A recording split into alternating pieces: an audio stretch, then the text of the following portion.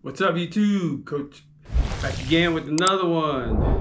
So this time I'm going to tell a story that my coworker shared with us. So one time we were just sitting around and telling stories, and he was doing a 24-hour shift one time, and our office is pretty small. I guess he was in the office by himself late at night. This was like in the middle of the night. He was doing a 24-hour shift, so he thought he would take a nap. So I guess he took a nap, laid down on the floor. In the middle of the night, he heard the door slam in our office. So when the door slams, it's pretty loud. You can hear people coming in and out. I guess the door slammed, and he kind of woke up, and he said he was laying there. He readjusted himself while he was on the floor. He said he woke up in the middle of the night, and he said he opened his eyes and he was trying to look for his partner. Partner was not inside the office. He didn't hear the partner, so he figured the partner went out. So he said he turned around, and we have little desks that are built into the wall, and they're pretty high up off the floor. Of course, they're regular sized tables, so they're about 30 inches off the ground. And he said he turned around, and there was like a desk light that was on, and he said turned around, and there was an old lady sitting there staring at him. Well, he woke up, and he said he kind of turned around, freaked out, turned back around, and that lady was still sitting there. And he said so he closed his eyes, tried to wipe it off, close it, reopened his eyes, and he said the lady was gone. So he said that he described the lady as small lady, really white hair, split down the middle. And he said, of course, her face, she's an old lady, so she had wrinkles and stuff. And he said she was just sitting there looking at him. And he goes, he didn't go to sleep that night. He was freaked out, and he was wondering what he saw, and if he really did see an old lady sitting there. And and of course our office is inside the hospital, right next to the ER. So he said he woke up, and the old lady was sitting there looking at him, and he freaked out. Then I was telling him I remember a story one time when I was working night shift. And this brought me back to when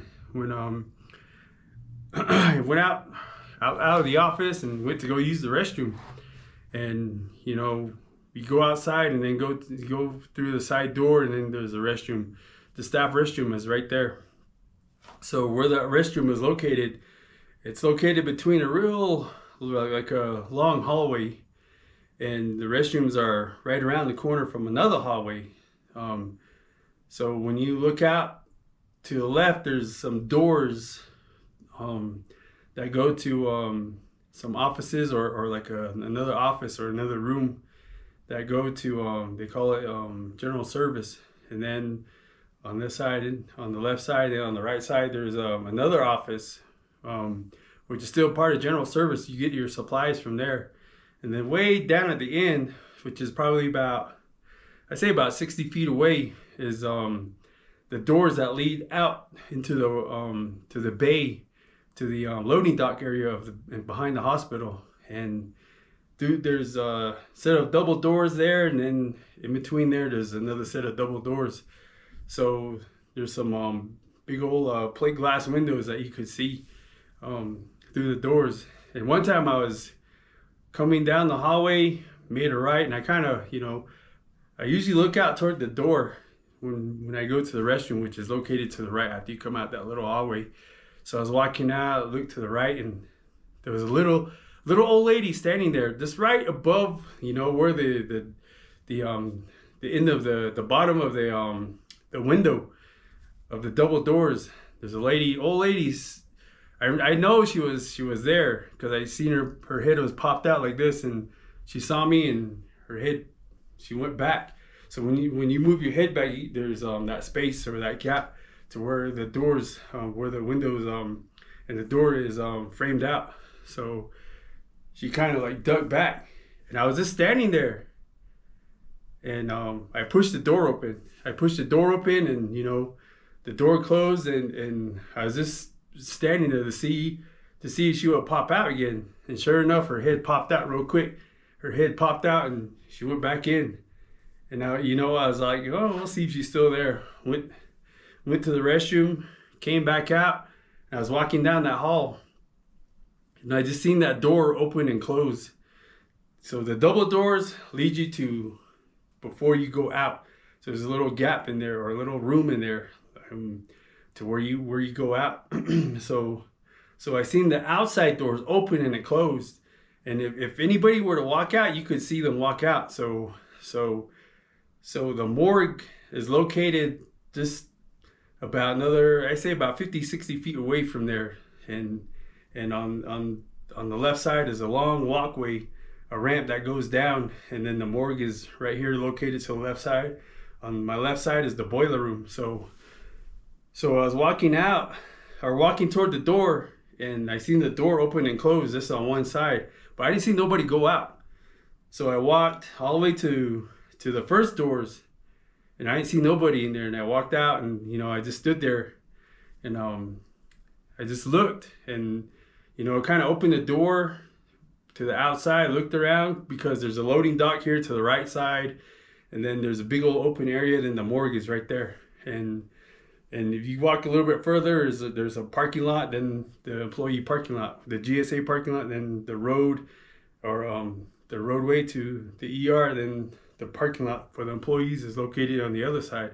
So I looked out, and there was nobody in the parking lot. No rides, lights were on, right where I could see to where the parking lot is. There was, of course, at night shift, there's nobody really parked in that parking lot. So I looked out there, and nobody. And by the time I walked to the doors and looked outside, that person would have walked at least to the roadway. And I didn't see nobody. So I was telling that story, and then a couple more